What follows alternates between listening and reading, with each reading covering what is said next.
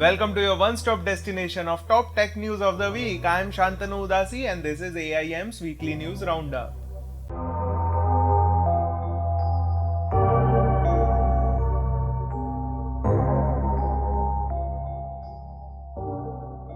President Joe Biden has signed an executive order on Wednesday addressing the growing concern over the global shortage of semiconductors, which is hindering the production of goods like smartphones and automobiles.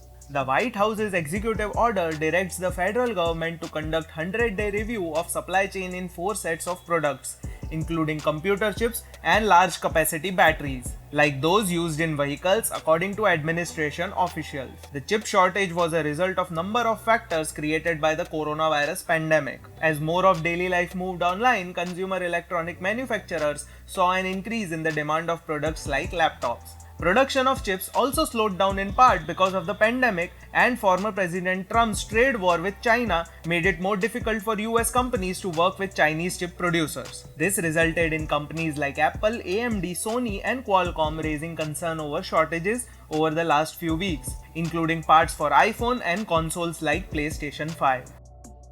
The Australian government has finally passed the law which forces companies like Google and Facebook to pay news publishers who are posting news content on their websites.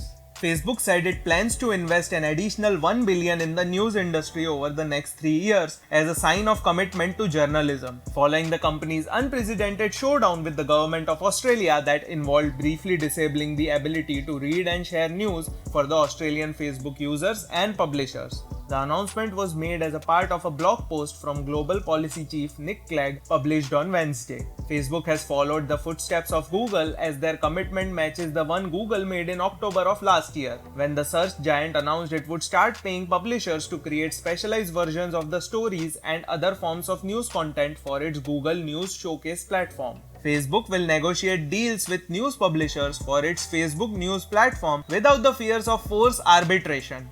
Facebook also retains the right to restrict news content for Australian publishers and users as it did last week, but the company has signaled it has no intention to do so if future negotiations remain in good faith. Apple supplier Foxconn Technology Group has reached a tentative agreement with electric vehicle startup Fisker to produce an electric vehicle which will be sold in North America, Europe, China and India. Fisker and Foxconn said that a memorandum of understanding agreement has been signed. Discussions between the two companies will continue, with the exception that a formal partnership agreement will be reached during the second quarter of this year. Under the agreement, Foxconn will begin production in the fourth quarter of 2023 with a projected annual volume of more than 250,000 vehicles. The electric vehicle will carry the Fisker brand. Foxconn Technology Group chairman Young Wei Liu touted the company's vertically integrated global supply chain and accumulated engineering capabilities, noting that it gives the company two major advantages in the development and manufacturing of key elements of an electric vehicle, which includes the electric motor, electric control module, and battery. The supply chain and ability to scale engineering quickly will be critical for Foxconn if it hopes to meet its production target. Adani Group and EdgeConneX have announced an establishment of a joint venture which will set up and operate various data centers throughout India. The joint venture has been established to address the rapidly growing requirement for high quality and reliable IT infrastructure. To facilitate this, both organizations are committed to investing significant capital over the next decade to build out India's leading green data center platform. In addition to full-scale data centers, Adani ConX will also develop a portfolio of edge data centers strategically located throughout India to support the need for more proximate capacity. According to the official release, these edge sites are designed and planned to easily scale with demand and become full-scale data center campuses. Further, it has also announced that this pan-India platform of hyperscale and hyperlocal data centers will be largely powered by renewable energy.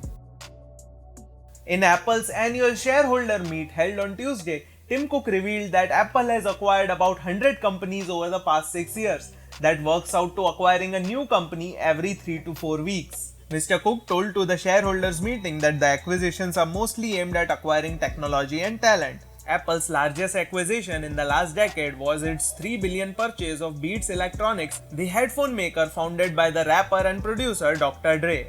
Another high-profile purchase of Apple was music recognition software company Shazam for $400 million in 2018. Most often, Apple buys smaller technology firms and then incorporates their innovation into its own products. So those were all the top tech news from the week. We do appreciate you liking, commenting on and sharing our videos. Please do not forget to subscribe and click on that bell icon so that you never miss any other update from Analytics India magazine.